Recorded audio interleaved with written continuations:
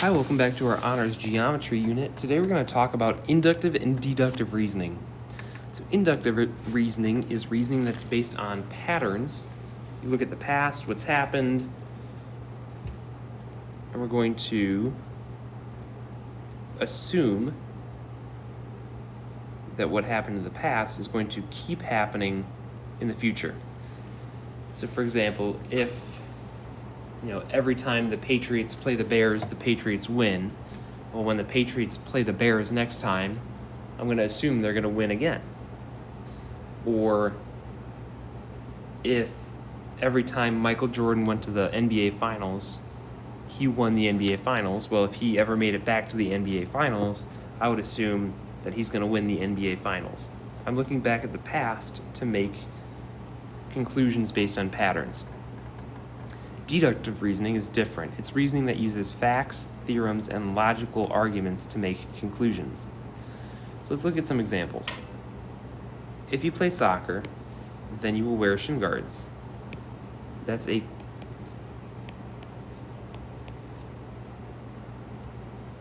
if, then, or a conditional statement that we've been used to looking at. You play soccer, P, therefore you've got to wear shin guards, Q. So that uses some facts, some logic, some conditional statements. That's going to be deductive reasoning. Now on our next one, each of the last 3 Saturdays, that's kind of a key phrase that I'm going to look at later. Each of the last 3 Saturdays, I went to McDonald's and they got my order wrong. So if I go to McDonald's this Saturday, same kids are working, right? What's going to happen? They're going to get my order wrong, and I'm just using my inductive reasoning. I'm looking at patterns. What's been happening over the last 3 weeks, and what's going to happen next week if I continue to do the same thing? Well, I'm going to assume that the pattern will hold, that they're going to get my order wrong. Why don't you try the next two problems and see if you can identify if those are inductive or deductive reasoning. I would pause the video and then unpause to check your work. Okay, so if you haven't paused it yet to finish, I would pause and then do your example problems and then unpause, because now I'm going to talk about each statement. If I drink Dr. Pepper before my race, that's P, I will get sick, S. If P, then S.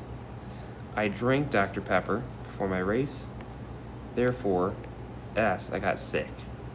So these are conditional statements. There's no pattern. That is deductive reasoning. And for the past 3 Wednesdays, the cafeteria served jelly donuts. So I'm looking for phrases like these. For the past 3 Wednesdays, they served jelly donuts. Dana concludes that next Wednesday, they're going to serve jelly donuts again. So that is inductive. She's looking at patterns about jelly donuts and when the jelly donuts are sold or served, and assuming that that pattern is going to hold. But inductive reasoning is not always the best way to go. It's not always completely foolproof because patterns don't always hold. And sometimes we see different patterns than other people. So if you look at, for example, here, 180 goes to 90, goes to 22.5. So some people might see that I divide by 2, and then I divide by 4, and then my conjecture would be divide by 6, then divide by 8. So I would take my 22.5, divide that by 6 to get my next item. Where is it? 22.5 divided by 6, 3.75, and then I would divide that by 8. So 3.75 divided by 8 to get 0.47 degrees.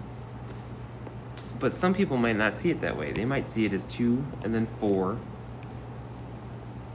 and then 8 and then 16. Well, in that case, I'm going to get completely different answers. I'm going to get 2.8125 and 0.176 degrees as my next 2 degree measures. I could also see it as straight angle, right angle, acute angle, and then maybe it goes back to a straight angle, maybe it goes back to 180, and then back to 90 degrees, I don't know. Or maybe it goes back to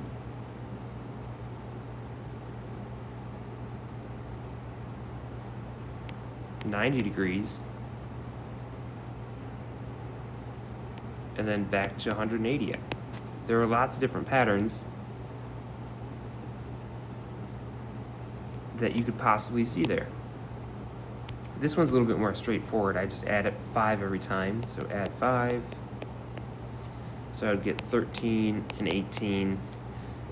And then this last one, A, B, C, D.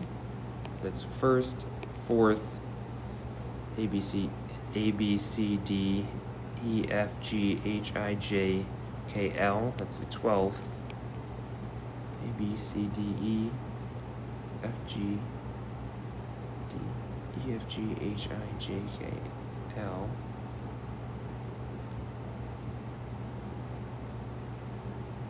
I'm sorry, that's 12th. A, B, C, D, E, F, G, H. That's the 8th letter. So 1, 4, 8, 12. So plus 3, plus 4, plus 4. I don't know. It might be plus 4 again. Could be anything, really. Tough to tell.